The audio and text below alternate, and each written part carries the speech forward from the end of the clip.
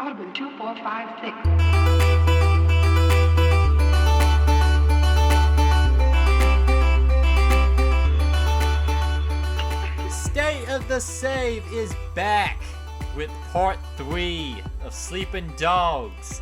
Man, it's good to be back. It feels like it was just yesterday that we were on the show here talking about part 2 of Sleeping Dogs. But here we are, we're back with part 3. Very, very excited. As always, I'm joined with my co-host here. Let's go around the horn and introduce everybody. I'm Eric, of course, to my right. Michael, what's going on? Not much is going on, besides the fact that my life is about to go from the dreaded miscellaneous shift times to a normal 9 to 5, back to normal, as it would seem. Also, you're one shot away from being fully vaccinated and being able to go out in public without fear and stuff. That is true. So your life has actually turned around pretty damn good since the last Sleeping really Dogs has. episode. Surprisingly so. On my left onto the internet, coming from the ones and zeros, Nick, introduce yourself to everybody. Hi, I'm Nick. From the internet. From the internet. From You've heard it everywhere. You've heard him. You've seen him on the internet. Now he's back from the internet, Nick. Really glad to have everybody back here. Everybody seems a little bit more awake than last time. Last episode was the sleepy episode, which kind of fit with the Sleeping Dogs thing. I was about to say it was Sleeping Dogs, so... Yeah, we took that very literal. If you've been following the subreddit of Sleeping Dogs, people have gotten confused and are just now adding photos of dogs sleeping. And they're very wholesome photos, but all the comment section is just people being like, we really gotta change the name of this subreddit. But I actually really enjoy it. I like seeing them pop up. It's like, here's a labradoodle. I'll do that whenever Sleeping Dogs 2 finally gets its due. It's just, but then it's gonna be chaos of Sleeping Dog 2 trailer stuff and then a bunch of labs. But And then never anything again because they'll cancel it and it'll be sad. It's like the Beyond Good and Evil subreddit where it's just they announced the game. Quiet. Crickets. I feel bad on that subreddit because people are really, really desperate for a sequel, and I just don't have the heart to tell them I don't think this is ever going to get a sequel. I agree with you, and I'm one of those people who really wants Beyond Good and Evil 2. Nah, but before we go into... those little short films they made were pretty good. Yeah. That tease a game that may never come out. Boy, it would have been nice if a game came out.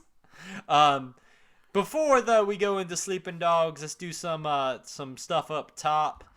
Into the show today, we're going to do a rundown. We've got some exciting stuff coming up on State of the Save. We've been teasing stuff for a really, really long time. But right on top, we're going to announce that going forward, we are having a new show format that we got coming out. Michael, are you excited about a new show format? I'm pretty excited about a new show format. Nick, are you excited about a new show format? Yes, I'm excited. Woohoo! What we got going on is, you guys know, we love getting off topic. And so we've got a show that's basically going to be for us to be off topic. It's called Foul Corrupted. This show will be launching and coming out on off weeks of the regular show. It'll be in your same feed. It won't be changing or replacing the regular show. This show's not going to be changing at all. This will be basically a place for us to put conversations and topics that we would love to discuss in more long-form methods, but basically give us a forum to do so. Mm-hmm. Just to kind of give you a teaser for the launch episode of Foul Corrupted, it will be myself and a guest, and we're going to be talking through Doom Eternal's kind of first DLC, The Ancient Gods, because it's getting really excited because Ancient Gods Part 2 is coming out. This guest is a friend of mine, and we're both gigantic Doom fans. So be prepared for the 30 minutes of two people just jerking off excited about fucking Doom, alright? And it's going to be a really cool, fun bonus episode. It'll be in your feed. There will be no reason to subscribe to any other feeds. It's just going to pop up on the off weeks, and they'll be labeled Foul Corrupted. We got some other cool plans, maybe some movie reviews that are video game related or video game music shows, all sorts of awesome cool stuff. This has been something we've been talking about wanting to plan and get out ahead of time. This is where we'll have some guests and stuff like that. It's just going to be a really, really fun show, and it's kind of where we can explore more of these crazy topics and still make sure we keep this show on some semblance of topic, because we're so good about staying on topic. What's that? Here. I'm sorry, did AEW announce something again? No, you want to talk about AEW? Just like that, right off I do want to clarify that I thought that Sting was actually Seal. So that's why I was like so bewildered whenever you were talking about that. I was thinking Seal, but not Sting. I was so confused because you came with some venom. You're like, it was the police. And I started second guessing myself real quick. I was like, who sung for the police? Is it not Sting? The only reason I know like Sting is because Sting was on he was like an episode of Friends or something. And I remember just like that's what put two and two together for me that he sang for the police also. I don't know why that's like my touchstone for Sting, but that's as close as I get. Like Ross from Friends had like a fun, wacky moment with Sting. Oh, good. Yeah, it was high quality television. So yeah, that's coming your way. Like I said, staying on topic on this show. Really, really looking forward to File Corrupted as a show format. It's going to be really awesome. I'm really looking forward to that first episode in particular. But State of the Save, we got a show to do here today, and what we're doing is we're finishing off Sleeping Dogs. We're playing chapters 21 to chapter 30, the end of the game. First off the bat, going around. Let's start with you, Nick. How did you feel about this game as a whole? How did you feel about what you played through here? This game is like really good, like a lot better than I kind of went in going expecting it. And again, you said it in the first episode that we did, but it's weird how this game compares to games that have been released in the last year in this genre. Like, it looks better than most games that came out this year, at least on a PC. I don't know. And even stuff like the cars don't just stop whenever stuff stops in front of them. It'll path around. Like, I don't know, little stuff like that. It's a good game. Glad we came back to it. I am blown away by this show's ability, like this game's ability to be so polished for what it is. Like, you were talking about how, like, the cars and, like, how the population kind of walks around in the streets. It just feels completely clean and feels really modern. You talked about how it looks. Like, I'm playing it on the Xbox One with, like, I guess the up-resed edition. And it's a solid freaking game. Like, it looks really good still.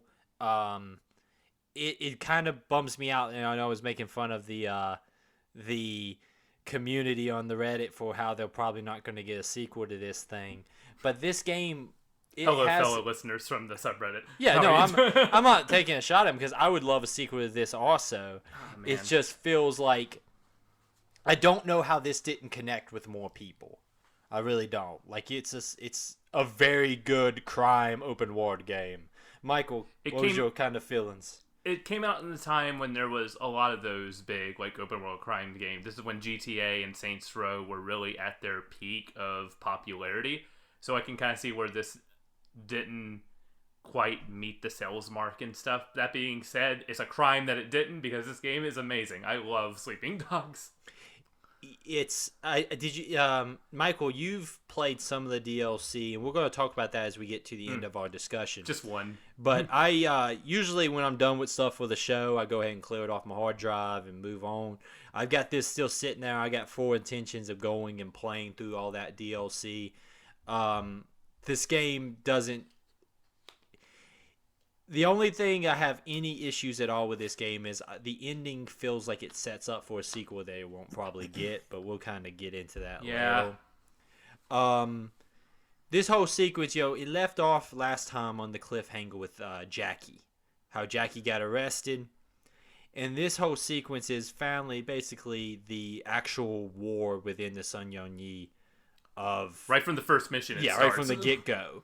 Where they do a great job, and it's some good writing of holding back to let this kind of build organically. I talked about last time how they didn't jump straight into like an escalation.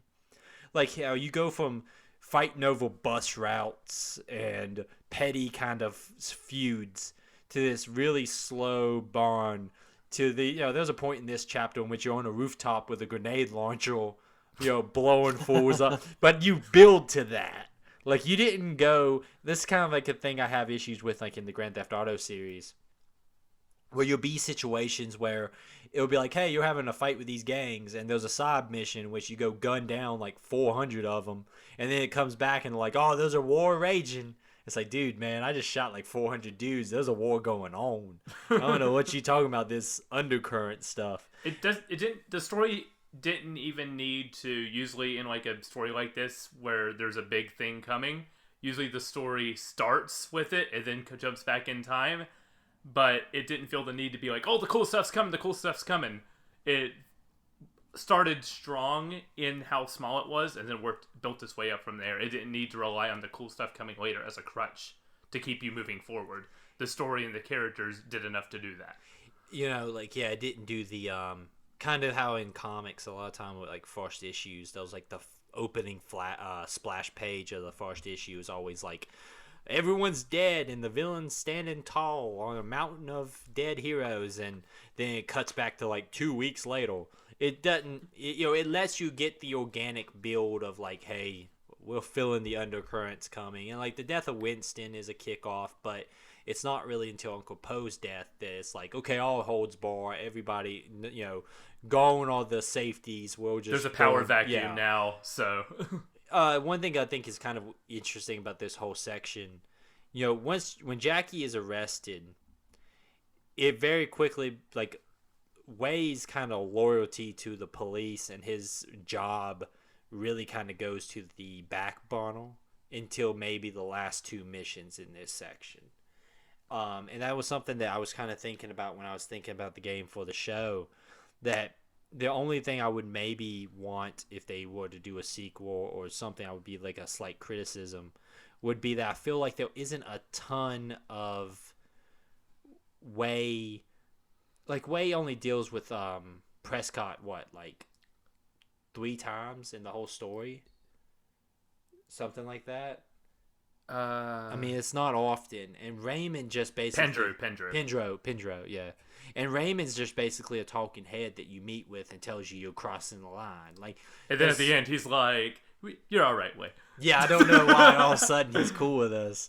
But that's the one, like, criticism I would lay to the story overall, is I feel like the cop side of Way is a little bit abandoned, especially with all the stuff going on, that it would have been a little bit more impactful, especially with the way the story ends, if we would have seen more of that going throughout the story, and then when the ending happens and you realize, you know, the twist to who killed Uncle Poe, that it would be a little bit more impactful if you dealt with those guys more often.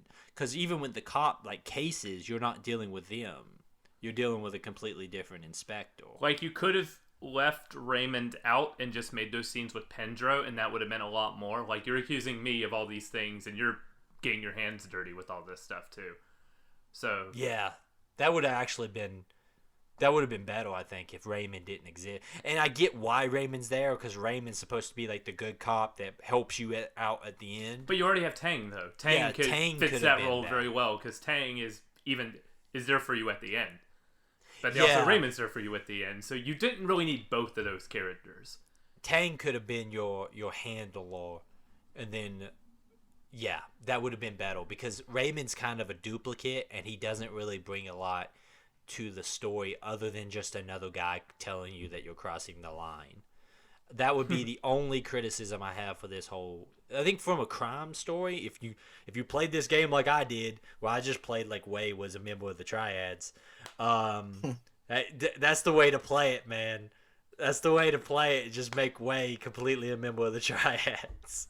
Yeah, it kind of makes a joke out of the last scene where Tang like shows up and she's like, "Why are you thanking me? I should be thanking you." And I was like, "Why? Because I did 2 of the mandatory missions and then acted like a gangster the entire time? I didn't help you at all." Like, it basically is that, like, right? Like, I'm literally driving down the street, opening up my car door to knock people off their Vespas. Like, well, like the worst thing that happened to Hong Kong. I mean, think about like Yeah, because think about this. Like, this is what goes back to like Raymond when he's like your cross. This whole section, there is parts of this section in which Wei is engaging in massive gun battles, like the shootout at the graveyard. Like, it blew my mind that like, okay, there's this massive shootout at the graveyard. The cops leave to let the shootout happen, but they're just gonna be like, nothing's going to get out of control here if we go ahead and walk away, when literally both sides are facing across each other at like a little hill and all of them are armed. It's like, I know that we're supposed to believe Pendro has a lot of power, but he doesn't have enough power to let a straight up war go on in a graveyard. Especially in not his home turf. I mean, he's a British dude in Hong Kong. You think the Hong Kong police will be like, oh, why are we taking orders from this dude? I was like, does he know how dangerous these gangs are? I believe, and now this is, I might be wrong here, don't hold me responsible for this statement, but I believe when this game came out, Hong Kong was still a British protectorate. Because it's relatively recent where Hong Kong was passed back over to the Chinese government. Or maybe at the time when this was a true crime game at one point. True. I do know that it's relatively recent for China to have regained control of Hong Kong, because for a very, very long time, since before World War II, Hong Kong was a protectorate of the British government. Oh, okay. So that kind of explains why he is there. Oh, okay. If you watch, you know a lot more about Hong Kong history than I do. Well, I know a lot about British history, and if you watch some of those old Hong Kong movies, like the Jackie Chan ones, you'll always see a lot of British characters. And it's because for a long, long time, Hong Kong was a British protectorate. Oh. And, like, I might be getting some of the terminology wrong. I know from the analytics we have some British listeners, so if you would like to write in and tell me that I'm wrong, I'm more than happy to learn. But my understanding is it's a relatively recent thing that China has retaken over Hong Kong, and it's led to a lot of the stuff going on in the political climate there. Anyway. But yeah, I thought it was weird that he was like able to just walk away and let these massive gun battles take place, and then Wei not instantly be arrested. I know they try to pull him out, but like he's killing people. But that was Pendro being like, "You're gonna die on this. If you want to live this life, you're gonna die in this life," is what I believe Pendro's trying to do. But at the same time, Wei has gone through so much stuff. He didn't think he would survive a simple gunfight.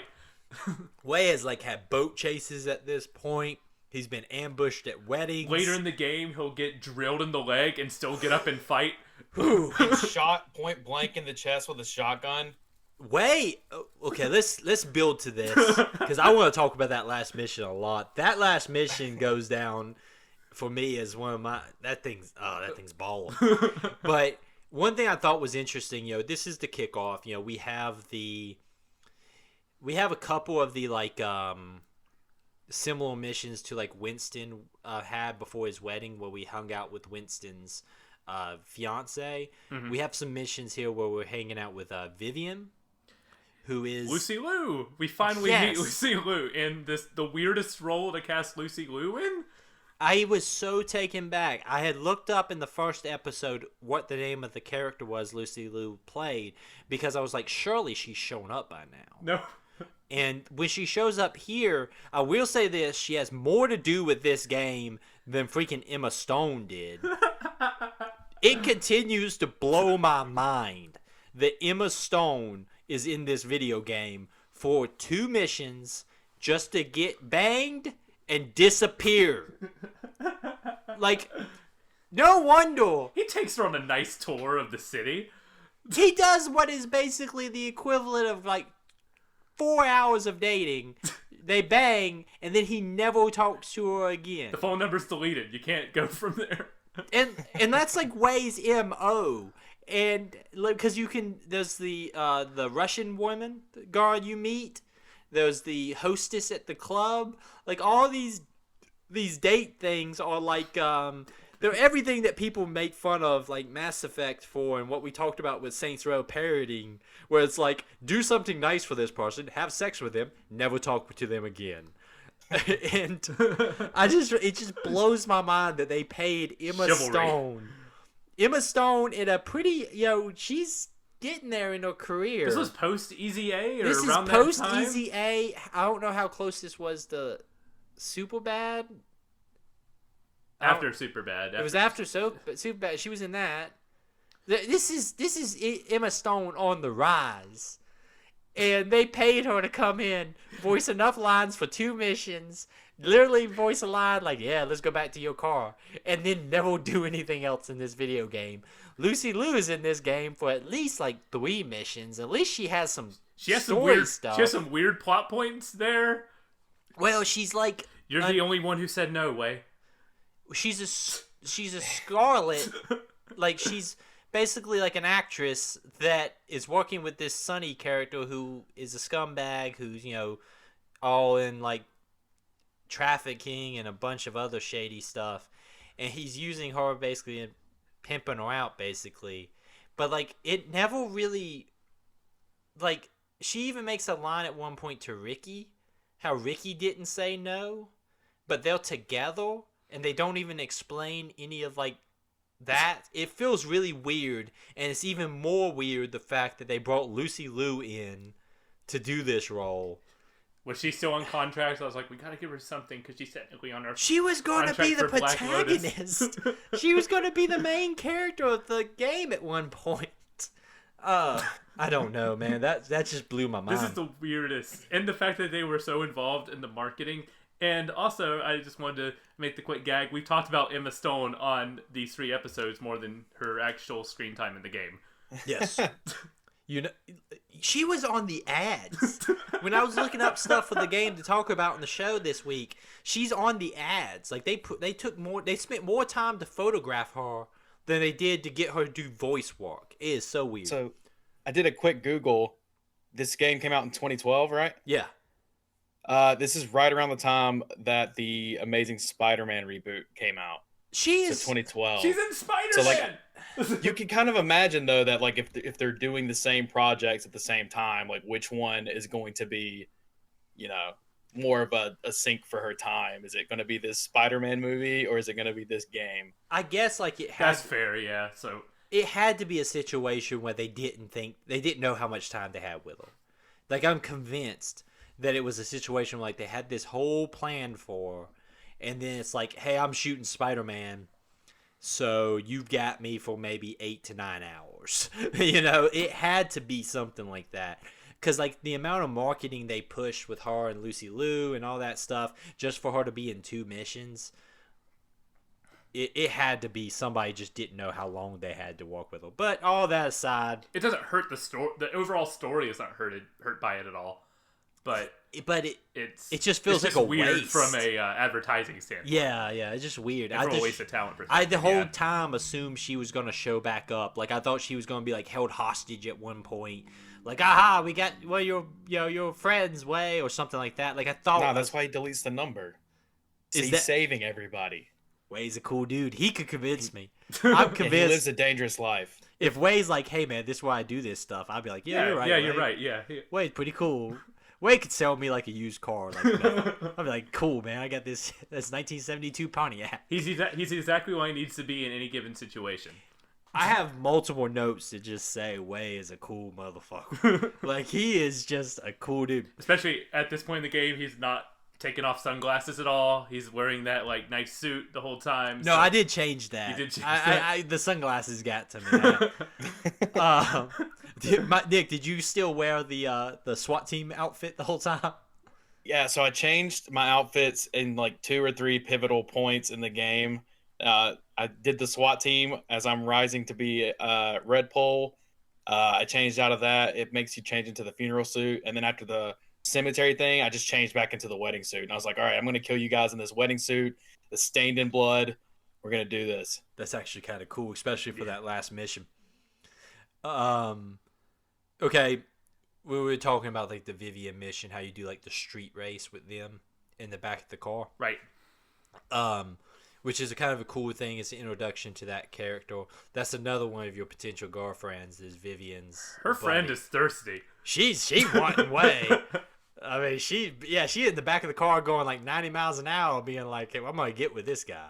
But in her defense, Way's pretty cool motherfucker. all that stuff is really cool, and I like that kind of that the game takes these pauses that do just character development with Way, similar with the mission where you're hanging out with King. Yeah. Where he's he's a music producer from the States. You basically just take him out and have a good night. The whole Sony Woe stuff feels like character development stuff for Way, because that kind of things are kind of calm at that point. We haven't this once Sonny Woe finally gets arrested is when everything hits the fan and it goes absolutely crazy.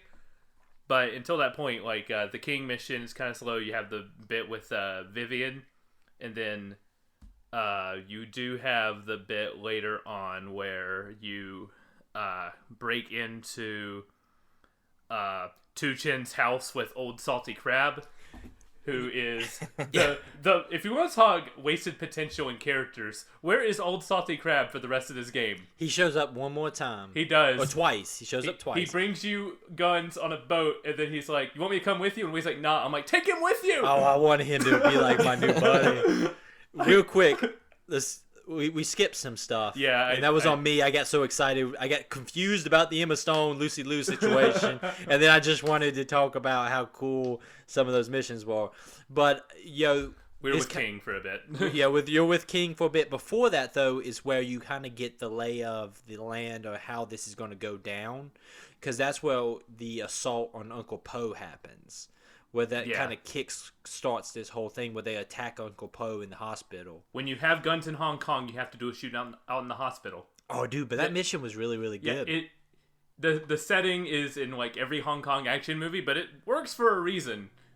The only thing that's not here is Wei using a stretcher to slide down the hallway using Uzis. Also, there was never a point in this entire game which you can dual wield guns. And I feel like maybe somebody had to be like, hey, man, we got these dual-wielded Desert Eagles we're going to have for this section. Someone's like, you don't understand. We are pushing it already. John Woo has got lawyers literally watching this game. He knows what's up, okay? We can't put a single dove in this entire open world because John Woo knows, okay?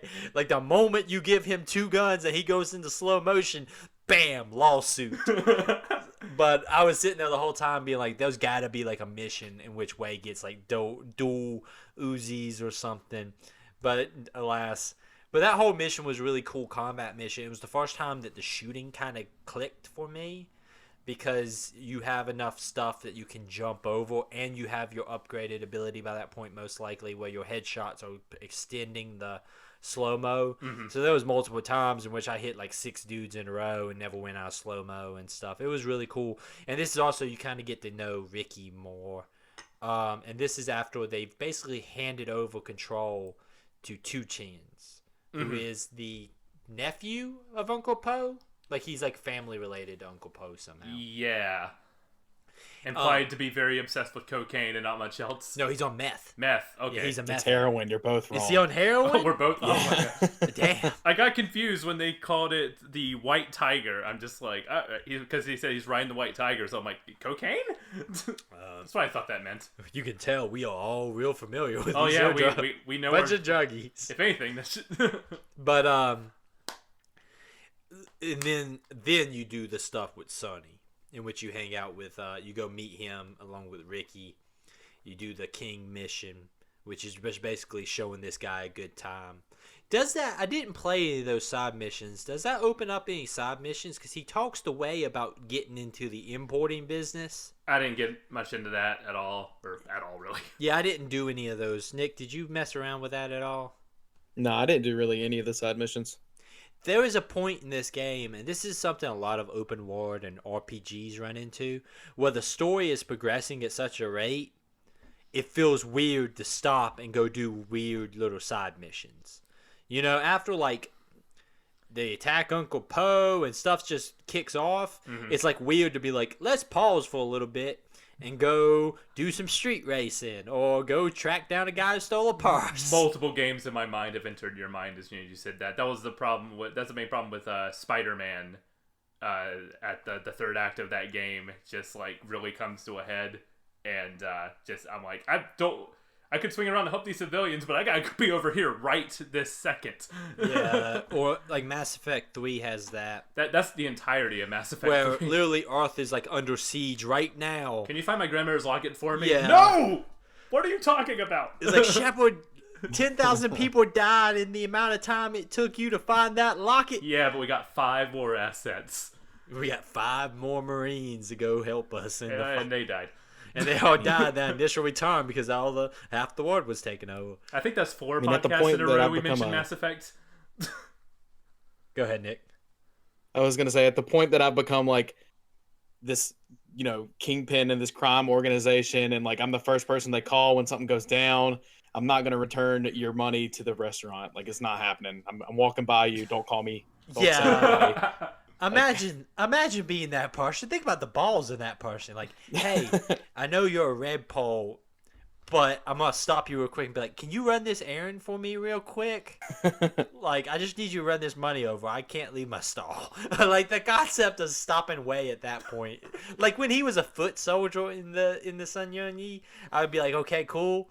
But when he's a red pole, and you're like, hey, hold up real quick. You said there should be an option like in Assassin's Creed Black Flag where you send ships to go do your missions. It should have been to the point where you're just like, I'm going to send people to do these side missions and get the rewards for me. Like, hey, well, this guy Like, I wants got guys for that now. Yeah. Like, Conroy, yeah. go and help this lady with her insurance problem. Conroy, go help. Well, that insurance mission's fun. Exactly, But yeah. Conroy, go get this car for this used car salesman guy we're working with. Just let them do some of that stuff. I'm a red pole, man. I ain't got time for that. Kind of as we progress in this whole thing, weird thing with like Sonny. Is there a bunch of side content that I missed with Sonny? Because he shows up. There's a lot of talk about him ahead of time. He shows up and he's a scumbag. He's got a bunch of stuff going on that's, obviously Wei's not comfortable with. And really, like, even a lot of the members of the group aren't comfortable with. He's kind of like outcast. King immediately talks crap about him when you get Yeah. to his car. He's like, man, that guy's insane. Yeah, you're he's just like, yo, man, this guy sucks. You just talk crap about him on your way to the club. Yeah, no one likes friggin' Sonny. He's got money. And I money. think the implication is just that he's the finance in the whole Yeah. operation. Like, he's dealing with the stuff that brings in the bulk of the money, but it's the stuff that even like these high lieutenants of the triads and stuff have issues with. Like, no one wants to do it, but it's where the money comes from, so they just kind of let him operate. A mission you brought up real quick, Michael, that I really want to talk about is the Two Chins mission when you sneak in to just move his stuff around. You break all the vases, so there's only 4 vases remaining. And the fact that you're dealing with Salty Crab as the... And he even explains how he got that nickname. And it's like... It's not even like a grand tale. It's just like... I picked the most expensive thing on the menu, man. It was crab. If it was prime rib, I've been salted prime rib. We keep asking about more Emma Stone. Where's more salty crab? That's all I'm saying. He should have truly been like the face of this game. Right? Like, I like me some Emma Stone, but if you would have put like salty crab on the cover, I'd been like, man. Reddit would have lost their shit over salty crab. The best thing was when he's like, change the clock to 4:44 because 4 is similar sounding to death in Chinese. Yeah. So the fact that you're changing all that stuff to because he's like, man, we could just make him think someone broke into his house, but let's make him think ghosts broke into his house. I'm like, yes, I love this guy. The fact that he's literally like, we're going to make him think Ghost did it. Breaking the vases. It was a really fun mission. And, like, my favorite thing is when you get out, you steal one of, like, the little, like, patrol security cars. Like, it's just this little bitty car. And I jumped it out. Like, the way I drove it kind of, like, bounced it onto the street right when he's like, I always wanted one of these. Wade's like, really? I'm like, Salty Crab needs to give. I need to find a give car to Salty Crab option. I just want him to be my best friend in this entire game. Conroy is fine and everything, but I want Salty Crab to be the man running my organization. That man's going places. I like that guy. Those missions are fun, but around this time is also when we're getting into basically cutting the deal with getting Jackie out, correct? Yeah, Because we're paid by Sonny to spy on Vivian, and we basically also pass that information on to Pendro so we can get Jackie out. We basically walk both sides of it. And that's the only time I felt like I was actually doing, like, cop actions in this whole part. Because, of course, Way should be passing information on and stuff and over the entire time. It feels weird that that's, like, really the only time you hand hard evidence over to, like, Pendro and them. Like, usually you're just telling them stuff. You're never even handing over, like, here's some hard evidence on Sonny and how you can nail this guy. That mission with in her apartment, where you're bugging her apartment, at first I got real nervous that was going to be like a whole stealth mission, but it is almost impossible to fail that stealth mission. She literally, like, is like, don't get seen, and, like, the bathroom you walk by is literally full of steam that you can't even see her, so you're like, oh, literally the one person I have to walk past is a cloud of steam. And so, Ricky's all right, like, cool. Ricky's on the balcony facing out into the city, very blatantly facing that one direction. Yeah, I was like, oh man, we're going to have a crappy stealth sequence. I'm going to keep getting caught. Nope. I was hoping that if you got caught, you could do that thing where you do with other people, where you just hit Y and he'll make up an excuse. I'm with the exterminator. I'm like, I've seen you before. I know who you Wade. are. Oh man, but wouldn't it be great if it walked? Like Ricky's like, hey, what are you doing? Oh, I was checking your Wi-Fi connection. Oh, thanks, Way. You're my best friend. And then you get to walk out the front door instead of jumping out the back. If they did that, like Way just has like a mutant power to make people believe the stuff he says, I would be so happy. There's my favorite thing is in the serial killer case mission, which I think you have to do. Nick, did you finish the serial killer one? No, I don't think that was mandatory.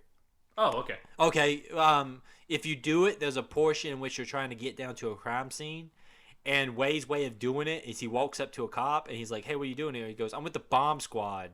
I'm getting that bomb taken care of. And the guy's like, what bomb? He's like, that one over there. And the guy's like, oh, I left something in my car, and takes out running. And, like, that's my favorite thing about this game is Way's supernatural power to be able to get people to believe him on stuff. But, when you hand over that evidence to get Jackie out, clearly Jackie is basically wanting to get out of this stuff. But Jackie, this is when you things are finally kicking off, because this is when Uncle Poe dies, I believe. Mm-hmm. Which leads to the legit... before it was a power vacuum, but Uncle Poe's presence kind of kept everybody civil, because they didn't know if he was going to make a recovery or not. Pendro literally says, good news travels fast whenever he, like, says it to Way. Yeah. Yeah, which we learn there's a reason why Pendro knows. Yeah. But the scene at the funeral is kind of weird because they arrest Sonny. And of the people to arrest, I was kind of like, okay, they got Sonny, but like... Literally everybody else is standing here. Yeah, I'm like... But I mean, they have the hard evidence on Sonny. Because you gave it to... That's true. Yeah, they don't have enough to pin on anyone else, but they have the evidence on Sonny, so...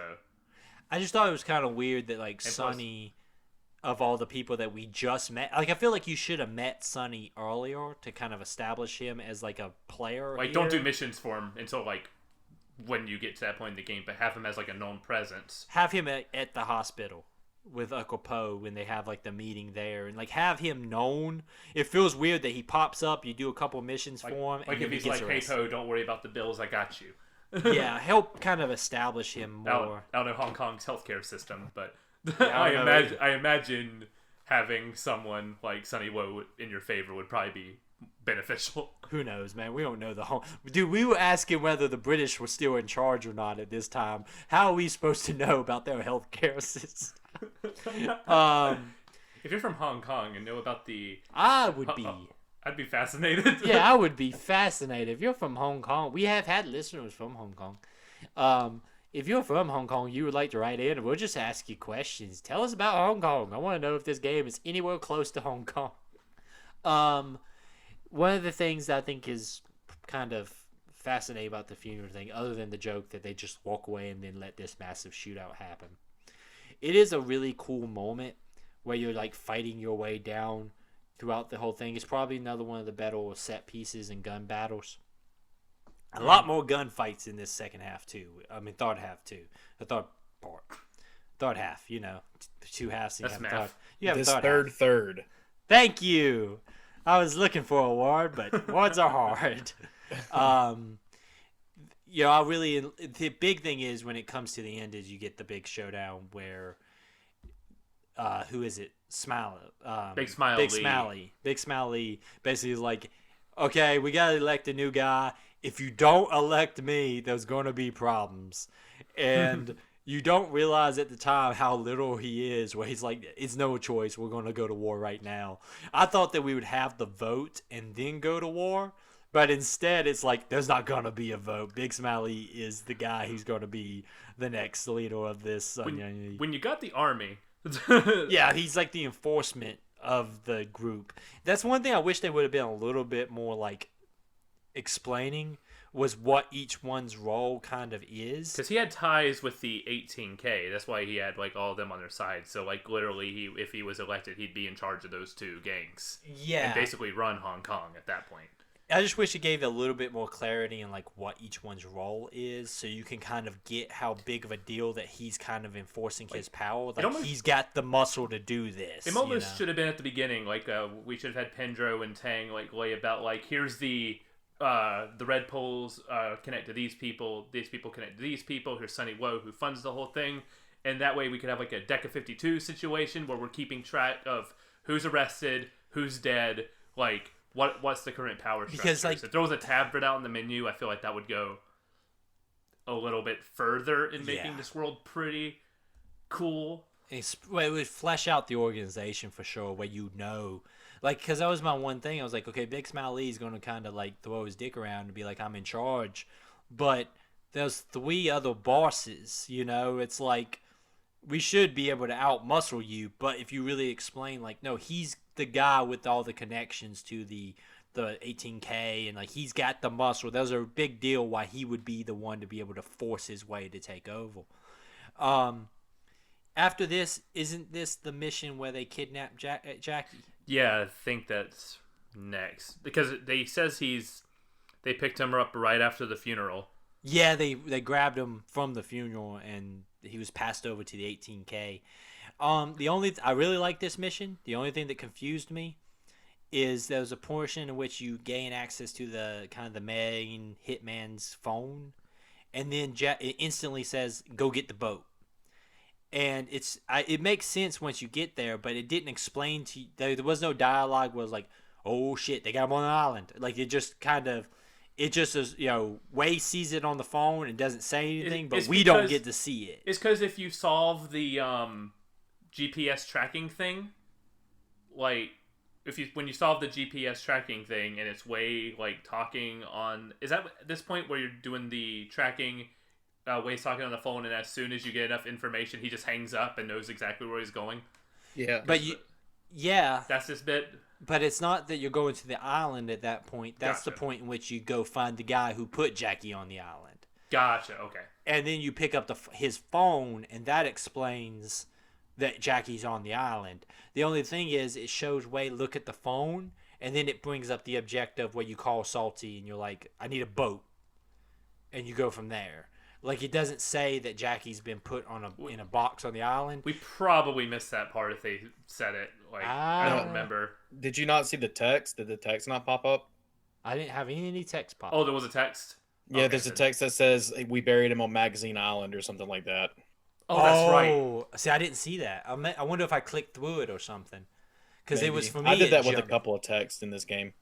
Sometimes they can pop up so quick that if you're like trying to do other stuff on the menu or whatever, it can you can accidentally shut them down. But I must have clicked through that because for me it just went. And at first I'm like, okay, are they trying to do some like clever stuff here where we don't know what Wei knows? You know, Wei knows he's on the island, so Wei's just not making any time. He's just rushing out there. There was a small bit where I was ignoring the phone because I had a glitch where every time I hit the left stick in, it went.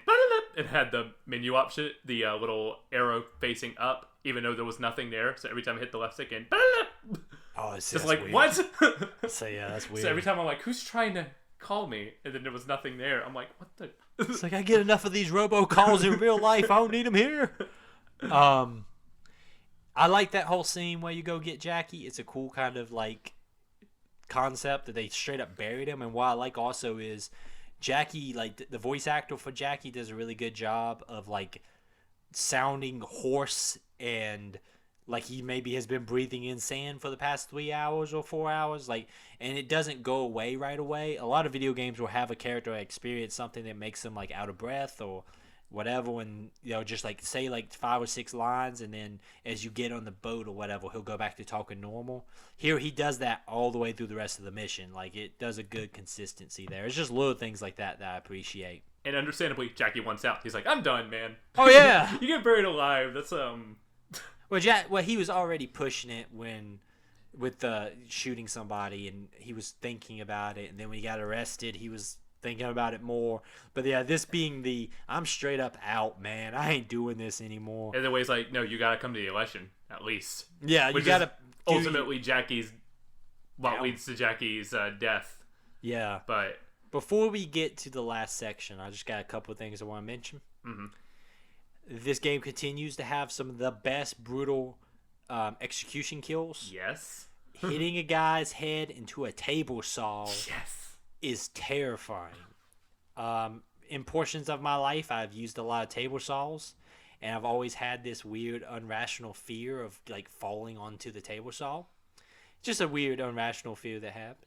So when you grab a guy in this game and slam his head into a table saw, it made me cringe in such a deep, like it hit me like in the core of my stomach, where I was like, oh God, that's what it looks like. That's my fear, man. For me, the ones that get me the most are the swordfishes and the ones where it's just a pike and you just stab the dude on it and they don't slide all the way down. They just stop halfway there and struggle for a bit. Those get me every time. It was like in the Tomb Raider games, in the reboots, how anytime there's a death of Laura that she doesn't die instantly, oh God, it just makes you feel worse, because like the tree where she's like stabs through her head and she just grabs onto the tree, like trying to get, like pulling it, like God. Whenever you say Tomb Raider, that's the first image that pops into my head. So thank you, Crystal Dynamics, for that irrational fear of trees and rivers you apparently gave me. That's a freaking brutal. And do you have any particular ones that stick with you, Nick, on the executions? I mean, there's a lot of good ones. The ones near the end, I think, are kind of funny because it's the same as like throwing a dude in a furnace, but for some reason they really like hammer it down. Like, no, you're gonna press B until their face hits this burner. Like, what? Yes. The concept of having to hit a button over and over again and physically shove somebody, because the other ones are just like a smooth motion of like hand on the back of the head into the burner.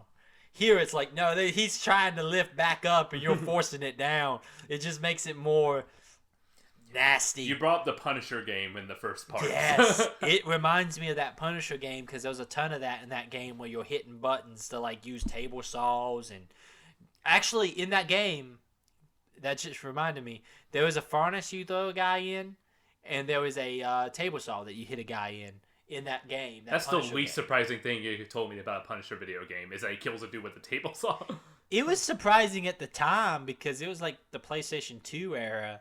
Was Manhunt out yet, or was this before Manhunt? This is, I think, right around Manhunt. This was a current Manhunt world. So but you gotta think also, this is a licensed game. Like, the Punisher is brutal, but this is pre-Disney Marvel. Yeah, this is a pre-Disney Marvel. You ain't getting away with like this is we sold our licenses to stay away from getting bankrupt Marvel. If in my you want to make an M-rated game? Sure, go ahead. You want to make an M-rated Punisher game?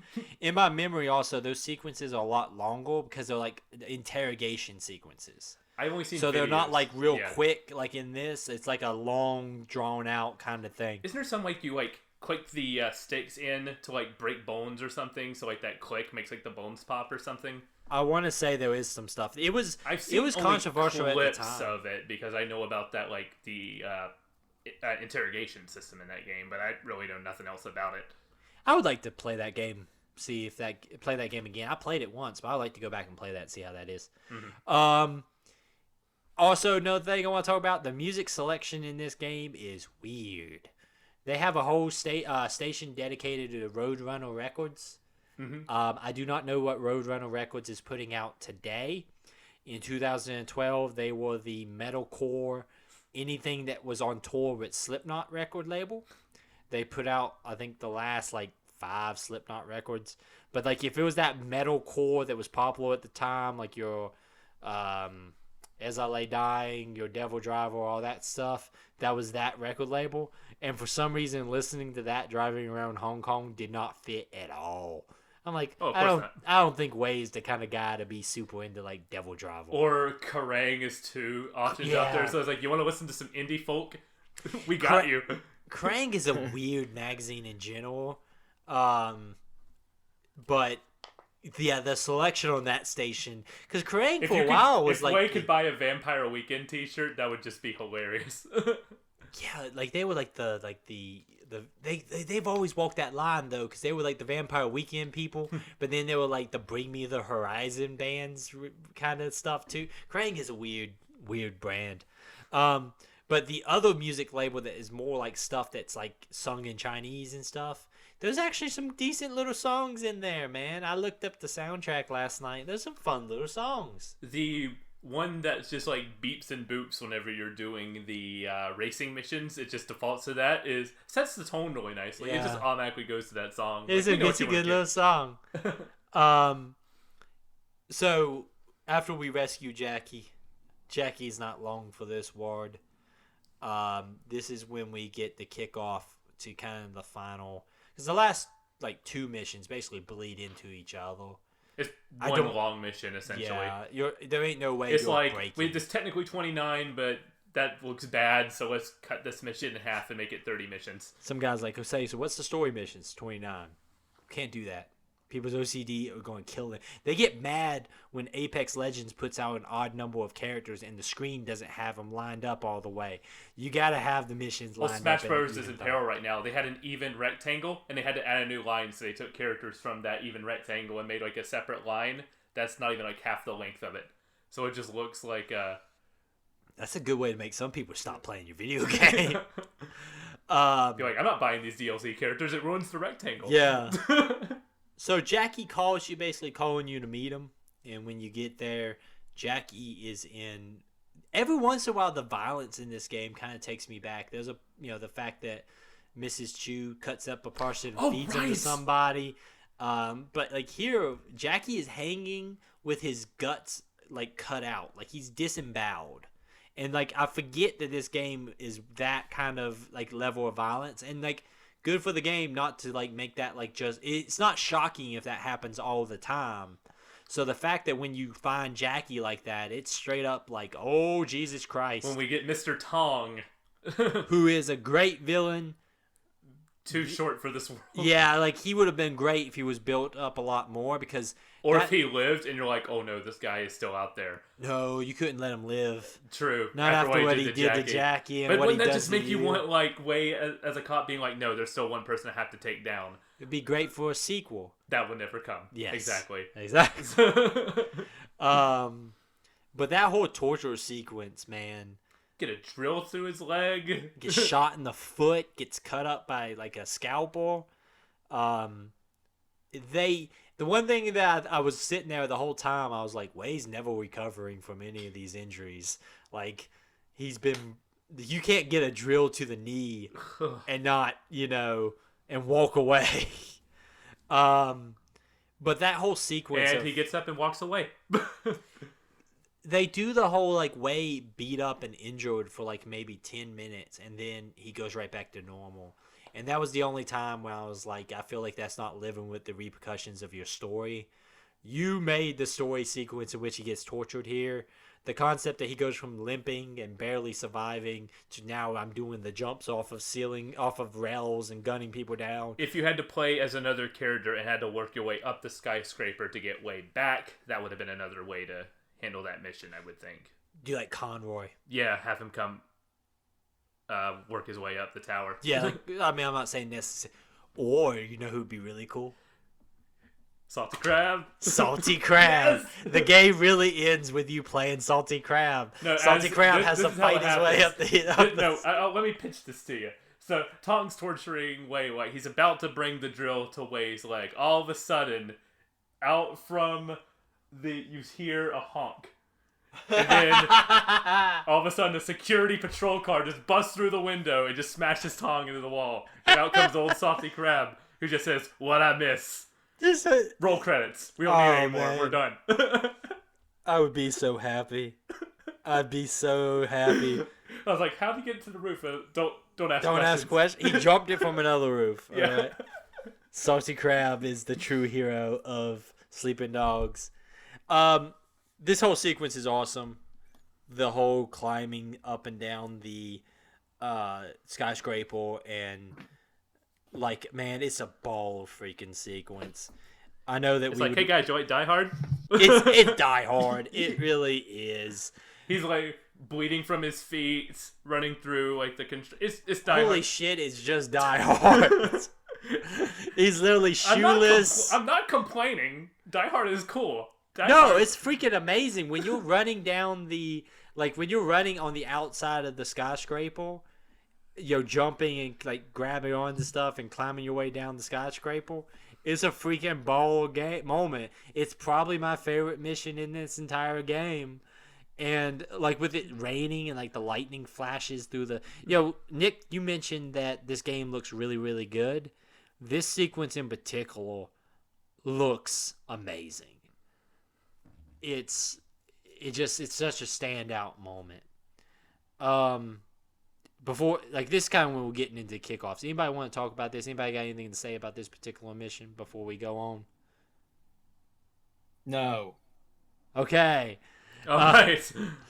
But like I said, I was taken with this mission. I thought it was great.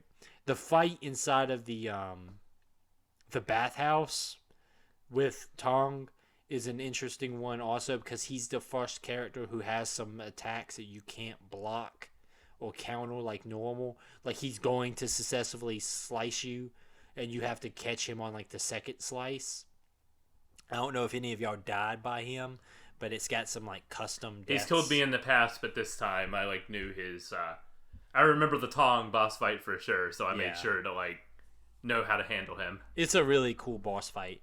It's in my mind it would Better than the final boss. Yeah, that was what I was about to say. The final boss is nothing compared to The final boss is basically this is around the time where every game's final boss ended in a quick time event, like Shadow of Mordor, Batman Arkham Asylum, Far Cry 3. Far Cry 3. Yeah, it's a lot of nothing in my mind. I kind of feel disappointed that was the trend because this fight in particular is really, really good. To have that kind of just feels eh. Yeah. But then we have the big assault on Smiley's fortress. Restaurant. Well, it's his restaurant, but it's also like his residence. It's where he's at. And this is... Go ahead. Ponytail took, I counted 8 headshots to kill. Yeah, he's Took me- unhumanly strong. The first time I died in this mission, I shot him 6 times, and then he shot me in the head once, and I died. I'm just like, who gives you the rights? The spot you're talking about in particular, as you fight your way up through his fortress. Yes. That particular spot starts you on the checkpoint at a terrible spot. Yes! Because it will kill you before you can even get into cover. Like, you will be lasered in that freaking spot because everyone's got automatic guns and Ponytail Guy does not go down with the... Like, it took me multiple mags to kill him because I was chasing him throughout that whole restaurant trying to take him down. I was about the distance I am from you, Eric, with the assault rifle, and I counted in that slow motion 1, 2, 3, 4, 5, 6, 7. I'm like, where'd you come from? The Division? Pow. I got zingers. You got zingers for days. Roasted Tom Clancy. I did a one of those like that felt bad. You want to know? Yeah, don't say that about Tom Clancy. He's dead, man. I know. I feel bad about that. A local studio not far from where we live walked on the Division, and I was at a convention and did basically they were using the convention as an excuse to beta test the multiplayer of the Division. Mm-hmm. And I waited in line for like 45 minutes to go into this room, and it's the first time I've ever done like a fancy like press like thing or like a big attempt to like do a mass beta testing of a pre-release game. And so at first, if you've listened to any like the old Jeff Garsman like stories about how they like try to woo people doing these things, they put us in this room that they had made look like a like dark alleyway of New York City, and they just like let us hold guns. They're like, here's a Saw light machine gun, and here's an AK-47, and here was a flamethrower with a fire axe attached to it, and they let us take pictures of ourselves like holding these guns. And so with like two people that I had befriended in the line, I took a photo with like of me holding like a big like light machine gun, but they were like uncharacteristically pushy about wanting to make sure that we posted it on social media right then. Oh no. So they're like, hey man, that's a really cool photo. You want to put it on Twitter? And like hanging over your shoulder, like wanting you to do it in front of them. And so it was really awkward. Set post to private. Yeah, it was really awkward. Like, sure, man, I guess, cool, whatever. And like then when they put us inside the room, you guys now, this would be stuff that would go on Foul Corrupted when that show launches. But when they put us inside the room, like they sit us in this big room with like 8 other people to play the multiplayer of the Division. And they put us these headphones on, and like then they put a developer right behind you, right? Like watch what you're doing and talk to you about the game. But like I can't hear really well, and I can't hear noise mixed in with other noises. So I sat there for 45 minutes with the headphones on, completely ignoring this guy, not realizing that he had been talking to me the entire 45 minutes. Like he had been trying to explain stuff to me, but I can't pick sounds out of loud noises in this big loud room. And so like he talked to me for 45 minutes. I took my headset off, and he's like, so that's when you do this. Like I realized like I was mid-sentence with him, and it was really, really awkward. But it was really weird to have like a press person hang over your shoulder and be like, hey man, that's a really cool photo of you holding an AK-47 in the alleyways of apocalyptic New York. How about you post that to Twitter right now? It was really weird. Hashtag squad goals. Yeah. Oh, they gave us hashtag ideas. Oh, good. Like they kept giving us hashtag. Joking. Yeah, they kept giving you the hashtag ideas, and then they handed us these cards that were like how the best to connect with the community. It was weird, man. It was freaking weird. Hey, I noticed that you don't follow Ubisoft. That's pretty weird on Twitter. Why don't you go ahead and yeah, you had to follow. You had to follow them in particular. You didn't have to follow Ubisoft. You had to follow. I think it's Red Storm Entertainment. That's right. Yeah. And you had to go follow them on Twitter before they would let you take photos. Ugh. So you couldn't even like go get up and go stand over there and take photos with the guns unless they saw that you signed in and you followed them on Twitter. It was weird. That's crazy. It was such a weird thing. I unfollowed them the moment I walked out of the. Of course. I'm not gonna be bullied. In college, I followed several social media accounts to get free T-shirts. Just give me your free stuff. Basically, I ain't gonna buy nothing. Give me your free stuff. I completely lost the point. You made a joke about Division. Yeah, we killed Ponytail. Shot him in the face 8 times. Well, ponytails give you power. That's true. This whole thing was a really cool sequence. Way is in peak badass mode through this whole part. Especially when you finally get to Big Smiley and you're like covered in blood and you have a big fight on a burning dock. I did kind of feel kind of let down that like this is the big climactic thing, and from this point on, you take down Big Smiley, you kill him, the cops show up, and it's just like, okay, well, you did your job, now go back to being a regular cop. Like there's no. Do you need a break? Do you want to travel for a bit, rethink your life because you killed a lot of people? Yeah, like you killed hundreds of people, and he takes a shotgun shot to the chest, like Nick was saying, he got his shoulder shot with a shotgun and walks that off. Apparently, they don't even do the thing where he's like arm is in a sling or nothing. Like that might have been worse at that point. Just like after all he's been through, just arm in a sling and he's fine. I mean, come on! I wish show me something, man. Eye patch, yeah. Always. Oh man, nah, man, I want to see. There should be some DLC with Krusty Krab. Not Krusty Krab.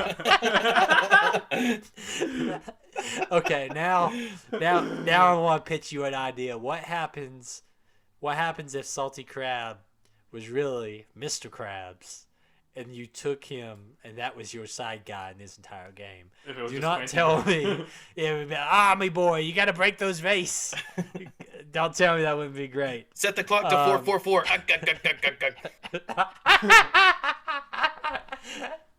Oh, man. He's going to think the Flying Dutchman came in here. Oh, that'd be great. No, wait, that would make way SpongeBob. Oh, man. I would be so happy if someone could mod the entire Sleeping Dogs experience and change. Emma Stone's character can be Sandy. It would be so great. Be so great. Conroy would be Patrick. Is finally coming together. This is the plan all along. If Winston was Patrick, that would be kind of cool. I could see Winston. Okay, never mind. Let's get back to it.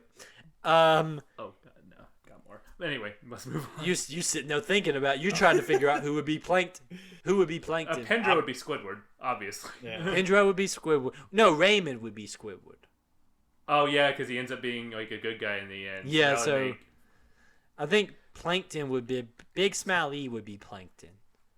Like, I think that would be... Makes sense. You just go up to the end and just stomp on him once. You just stomp on it. Like, he kind of goes out like a punk. That's literally it. That's basically this boss fight. He just goes out like a punk, so... No. The fight was lame. Killing him was cool. Yeah. But Winston would be the big lobster guy. No. I was going to say Sonny has, like, big Larry energy because he's secretly a scumbag. Sonny is Big Larry. Okay, I can live with that. Please, somebody do some fan art that's just all the SpongeBob characters. But just on the cover of Sleeping Dogs. Oh, man. If I was an artist. Oh, I would. Can we commission that? We'll pay you. Please, if anyone wants to draw the SpongeBob characters on the art of Sleeping Dog, I would put that on my wall. I would hang that on my wall. She couldn't stop me. It would be on my wall in a heartbeat. But alas, we don't get to do that. This is when, after we take everyone down, we get the little file sent to us from Tang that shows that Pendro killed Uncle Po. I feel that this was kind of a whole unnecessary thing for the story because I don't feel like you spend enough time with Pendro to truly care and be aware of his motivations. It leads to a great Way bit, though, that kind of calls back to the beginning where it's Pendro in the interrogation room chair and Way is the one slapping a file at him. Yeah, it's a direct reverse. It's a great role reversal at the end. I think that's really cool. And I just like the bit where he was like, oh, you're going to get prison, but don't worry. I made sure to... Like, they're not mad you're an undercover cop? No, because I told them that you... but that's the thing that you learn from Big Smile E is that Pendro tipped them off. Yeah, Pendro blew your cover. Yeah, he blew your cover, which is how this all went down. Because when they were interrogating, we completely blew that and didn't tell people that. Like, they'll call Way a cop when they were torturing them. Pendro blew your cover. So it's literally Way just returning the favor. It's not as big as a reveal as it could have been. It should have been a big thing. Everybody's all at war with each other at this point, so Way being a cop is kind of inconsequential, especially since, like, hey, you're a cop and you're already being tortured, and a lot of your friends think you're dead anyway. Yeah, there's never that moment of them coming to terms with it. The only person who you see come to terms with it is Aunt Zhang at the end, and she's just like, he's earned it. Just let him go. He still played. We won't bother him. It's good to have someone we know. Yeah, she straight up says like he played his part for me anyway, so we'll let him be. And Mr. Krabs is in the front of the thing. He is no longer a salty crab. He's Mr. Krabs. He's in the front filming you while they're doing it. And that could have been a setup for a sequel that I don't think this game is going to get. Really, really solid game. I feel like the Pendro stuff is kind of out of nowhere and not necessary. I feel like this game leans more on you being a cool triad guy than it ever does you being a cop. But all in all, I got no complaints about this story. I think it lands it mostly. It's easy. Telling stories is easy in the middle. The ending is always difficult. I read a book series that I finished yesterday afternoon that I really, really loved, and I had the exact same feelings where I just feel like they kind of, it was like 3-book series, and it literally in the last like 4 chapters it did the walk of all of the cleanup. And it just felt rushed. Now, I feel like it's just a problem with a lot of stories that they rush the endings. And, The build up, especially with a game as troubled of a development as this was. The fact that the story comes out so coherently and tells itself really well and has a decent ending is insane. Usually projects like this, you can kind of see, well, this was obviously there's a whole bit of cut content here. There's all this stuff hanging, and you can kind of see that here, but the stuff that's affected by the development did not affect the story. Think about Metal Gear Solid 5. Like that, that's the entire thing where you can tell that it's like the development on this was a problem, and that's why there is no ending. And it affects the game and affects the story completely, and makes the experience lesser as a whole. If you didn't tell me at the beginning of this when we did the rundown and the last part of the No More Heroes episode, when we did the rundown for this, if you wouldn't have told me that this thing had a big troubled development cycle, I wouldn't have believed there was any issues with this. So I thought it was fine. All in all, this was a solid freaking game. I really enjoyed everything here. Definitely. I'll probably play this game a fifth time in a couple of years. I'm like, oh yes, it'll be free on a different platform. There'll be the Sleeping Dogs 60 FPS edition on consoles, but I'll buy it again. Let's play it one more time. I'll check in with y'all if I get to play some of this DLC, because I know you said you played what was basically the Into the Dragon DLC. Yes. So I might do that one, and then there was a zombie one. Yeah, that's fine. Yeah. So all in all, boys, how y'all feel about this here game? It was good. It was good. Yeah. It was good. Michael, it was good. It was good. I mean, you played this 4 times, man. If it was not good, if it wasn't good, it wouldn't be on the list of suggestions I have. Guys, I like Sleeping Dogs. We should play Sleeping Dogs. Yeah, you wouldn't have suggested it if it wasn't. But really, really solid. No, it's also really good. Breaks are good. Breaks are good. Let's take a break. Hey, break.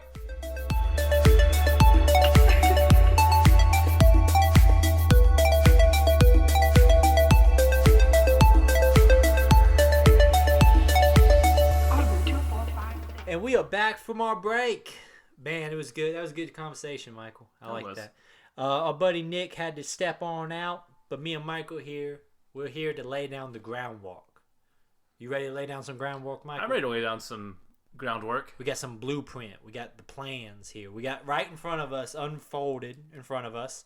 You can't see the plans because they're very, very large and very, very important. They're labeled classified.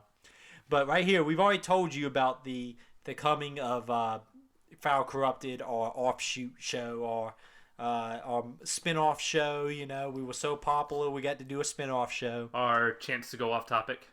Basically, our chance. If you like me talking about my experiences with the Division's HR team, then you can come listen to Foul Corrupted, which is just a bunch of that. But other than that, we still got to announce our next game, Michael. And we also are going to announce the very next game. What? 2 games at once? 2 games at once. We're going to talk about our next game because Nick's not going to be with us on the next game. He's got some stuff he's got to do. But when Nick's away, that means it's time for me and Michael to get down on some Star Wars. Yes. In particular, we're getting down on the original Xbox release, Republic Commando, which is getting a new re-release. It's going to be on Switch. It's going to be on PS4. It's getting a fancy re-release. So, in honor of the fancy re-release, we're going to be playing through Republic Commando. It'll be a one-shot. So, we're all, a whole game in one go. Me and Michael are going to be going full Star Wars nerd here.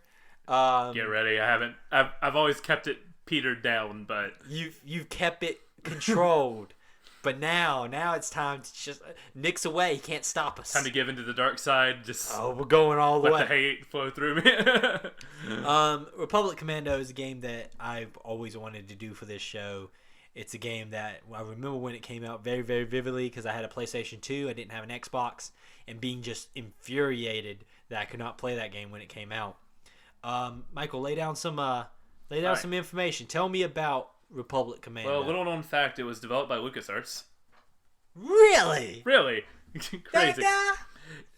Republic Commando is a squad-based first-person shooter set during and after the events of Star Wars Episode 2, Attack of the Clones. I want to say this came out in the time period between 2 and 3. This was released, I want to say, a month before Episode 3. Okay, so it's in the prequel time frame, all that fun stuff. Back when the golden era of Star Wars games. You had a lot of Star Wars games on the PS2 and the Xbox in that time. This is around Knights of the Old Republic. Jedi Outcast, Jedi Academy, Clone Wars, Lego Star Wars. There was the pilot game, Jedi Starfighter. Jedi Starfighter. That was legitimately very Rogue good. Squadron. Well, Rogue Squadron was significantly before this, though, right? No, Rogue Squadron came out. Rogue Squadron 2, in particular, came out in 2001 or 2002. It was an early launch title for the GameCube. I'm thinking, X-Wing and TIE Fighter. Sorry. Yeah, Rogue Squadron. Yeah, there's a ton of really solid Star Wars games out there. I could just list them all and we'd be here for another hour. Yeah. That came out during this time. But, so for you Star Wars nerds like us here. Yeah, I'm about to say, like the two people sitting here. All right, so this is set in the Legends universe, which means it could have happened in the Star Wars universe unless it was disproven by canon.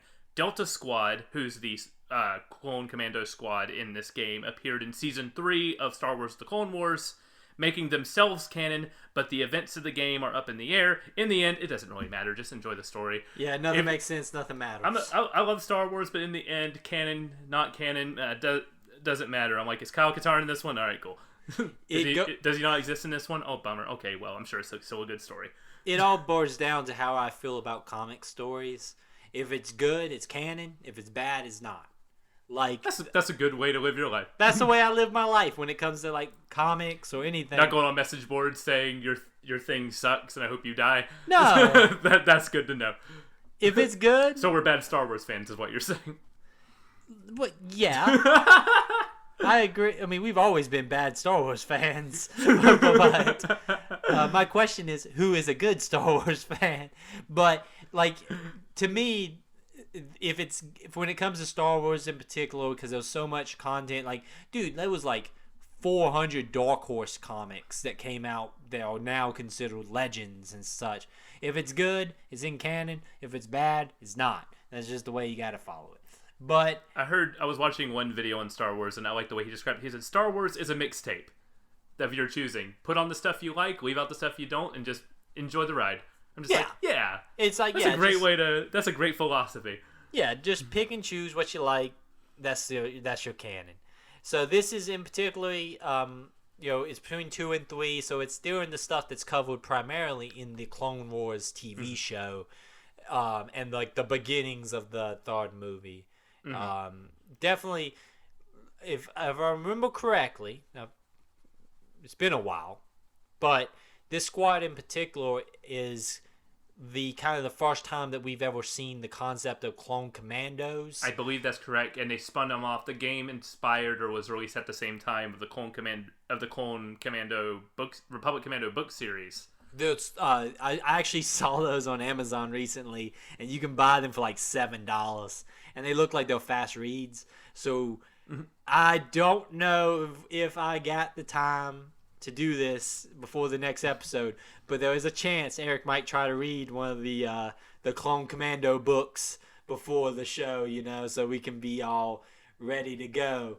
One of the things that in particular I think is interesting about this is at the time the Clone Troopers, the only time you've seen Clone Troopers as like a Star Wars fan when this game was released, you have only seen them in the last like 30 minutes of Star Wars The Clone Wars. Like, it was before there was a bunch of cartoons. It was before the third movie that showed a lot of them. It was no real expanded universe stuff going on. Your commandos were like the first time you actually got to see a lot of this kind of specialized units of clones. And they didn't really get into this a lot until the Clone Wars show in particular. Even like the last season, they introduce a group called the Bad Batch, which are like clones with like mutations and everything. Where they're like the Suicide Squad of the Clone Troopers. Basically, they do all since they're like imperfect, they get sent out to do all like the rogue missions and everything, and they have a series coming out, which I think they basically took the place of like the Clone Commandos at this point, but because they all meet, like they're all different specialties and everything, going on like rogue missions and everything, which is kind of cool. But fun fact, Republic Commando is the first Star Wars game to feature licensed music. Clones by Ash, and if I remember correctly, the music video is on the Xbox version of this game, so you can just go and watch a early 2000s music video. It's gonna be like that Blue Man Group stuff, like na nee na na nee na na na. Nah, I mean, I know this 2000s is gonna be new metal, you know it. Oh, it is. It's gonna be like a Korn cover band playing a song about clone troopers. I can't wait to have the music video intercut with like low res footage of the game. Yeah, like stuff that you would see on like a demo disc of from PlayStation Magazine at the time. Oh god. So who exactly? I know LucasArts developed it. Who published this? Was it just published by LucasArts also? Yeah, developed and published. Oh, okay. One of the things Those were the days. Yeah. Say what you want about Lucasfilm and such, but LucasArts video games, they did Star Wars games right. I mean, we've had some Star Wars games like, I'm not going to be the guy who's like, there's never been, Star Wars games all suck now because freaking Fallen Order came out last year. Fallen Order was great. Battlefront 2 got in a state where I'm like, this is relatively playable and kind of fun. I tried to play Battlefront 2 and it just never really became my thing. But I'll try Squadrons at some point. That's the game I gotta be in the mood for. It was just, I came off the heels of me playing Ace Combat 7. So I was like on like a Ace Combat high, and that was like being all first person and everything. I'm like, this is more I kind of like the action movie aspect of Ace Combat. So yeah, because you got to be kind of in like I gotta be in a particular mood for flight games. Sim games in particular. Like I used to play a lot of like the military sims, and like you have to be in a very certain mindset to be able to sit down and be like, I am going to focus 100% on what I'm doing here. Because especially like with like Squadrons, I looked at Squadrons and I was like, yeah, it looks really, really cool, the concept of, really focusing on like learning to fly an X-Wing. But at the same time, like I thought about like the Battlefront, Star Wars Battlefront 2 single player campaign has a lot of in-ship combat. And it was my least favorite part of those games. And hearing how good the VR is for it, especially, is like I'm gonna feel like I'm getting a lesser experience playing with it with a controller, especially. It's almost like you want to play it just for the cheap thrill of looking around the cockpit. Absolutely. And be like, oh, cool, I'm in a TIE fighter.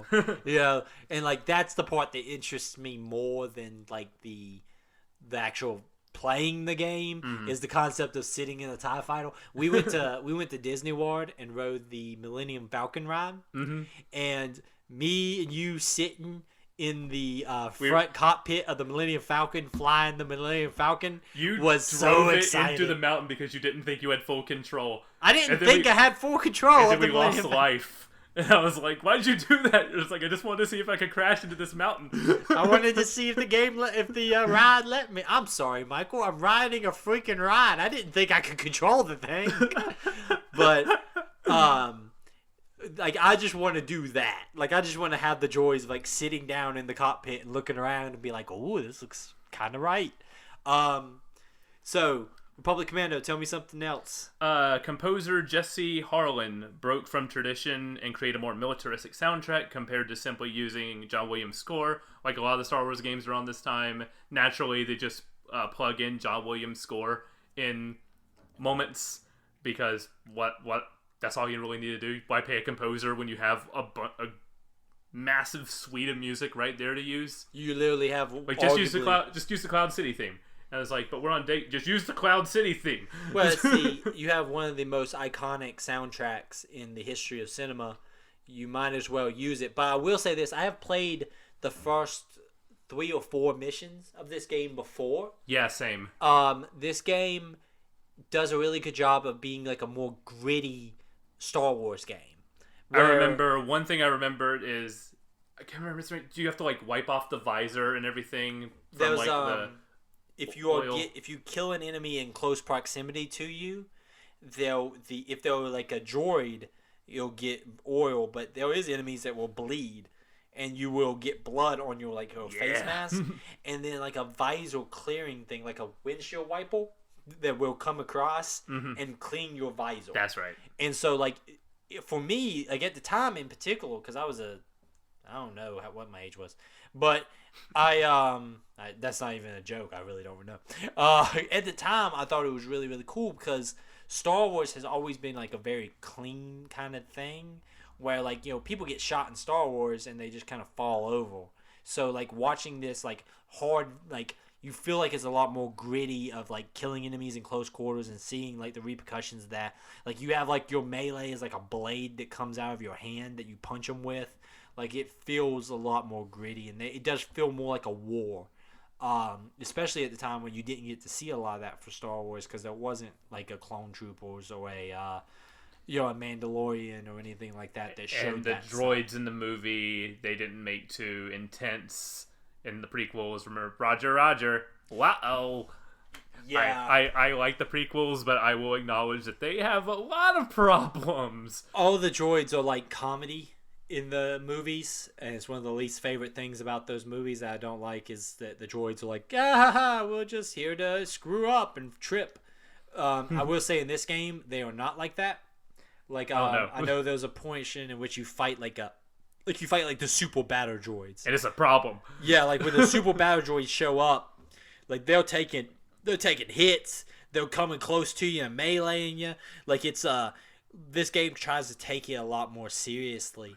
This game has a huge cult following. People really have been pushing for years. That's one of my next points because it literally, it was one of those games that sold out of the gate, but over the years as more people played it, this was like, why haven't we got a sequel to this? A sequel was planned.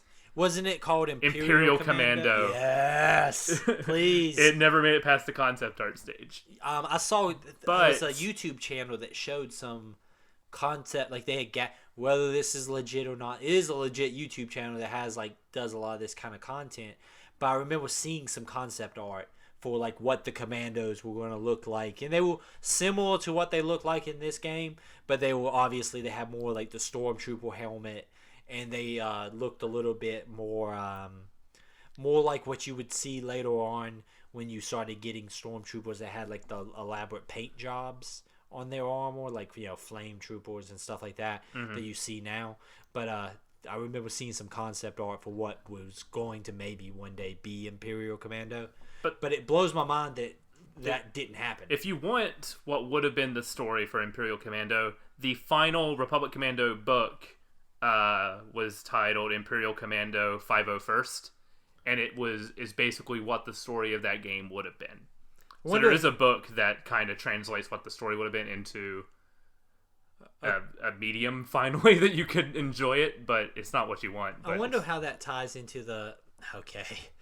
Listen, if y'all listen to the next episode, this is what you're going to have to listen to. Me and Michael are going to get into some Star Wars stuff, all right? Just go ahead and strap on your Star Wars boots.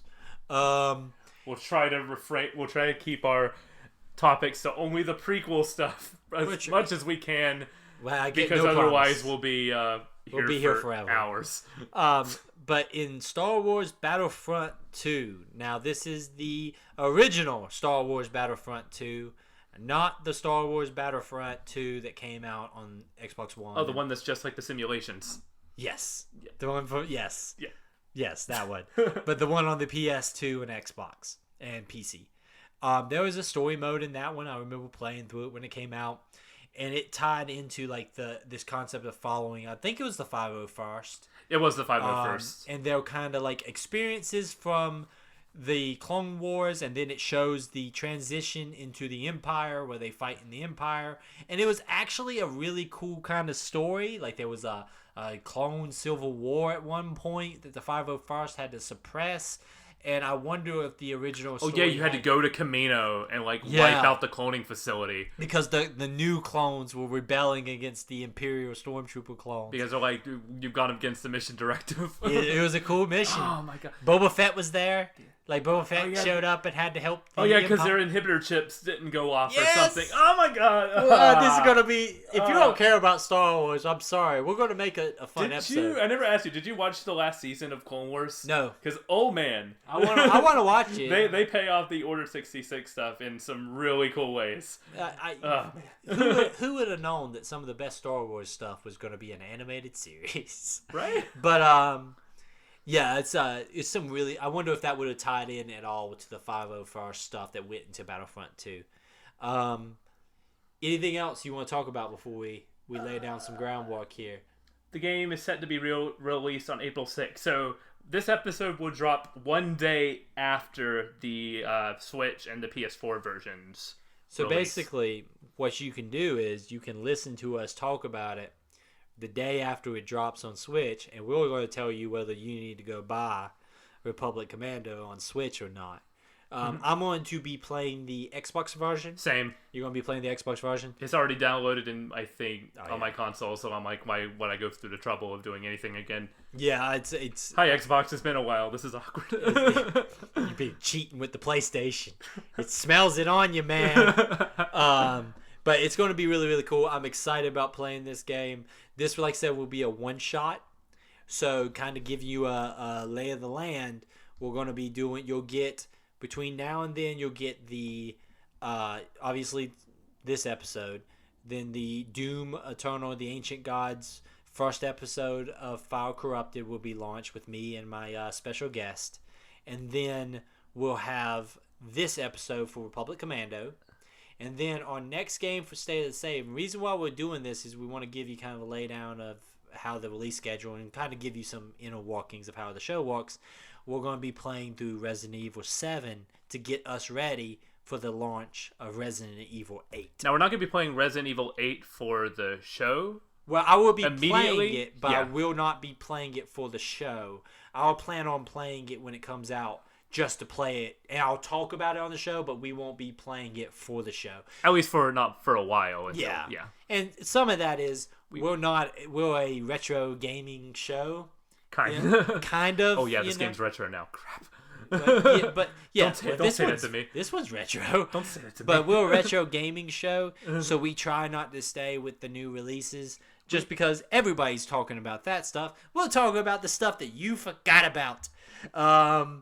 So, all those games you stuck in the corner and you said one day I'll play them. That's our bread and butter, brother. Also, we want games that are like not still like expensive and stuff. We want to make this like as hey, you're playing this game. Oh, I can grab it for a few bucks and play along. So it's about community. Speaking of community, high quality segue.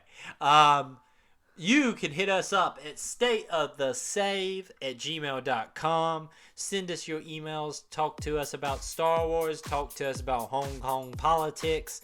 Talk to us about Resident Evil 7 and how you feel about really tall ladies. Listen, you know that was coming. I knew that. There is no tall ladies in Resident Evil 7. Not that I know of. I haven't played 7 yet. The internet would have told us, Mike. That is true. But man, it was a solid episode. Thank you guys for joining us. Check us out on our TikTok, State of the Save. Check us out at Twitter at State of the Save. Hit us up. Send us some emails. We'll talk to you about Hong Kong politics and Star Wars. Like all the other essentials podcasts. of life. The essentials of life. Stay safe out there. Thank you guys as always for listening.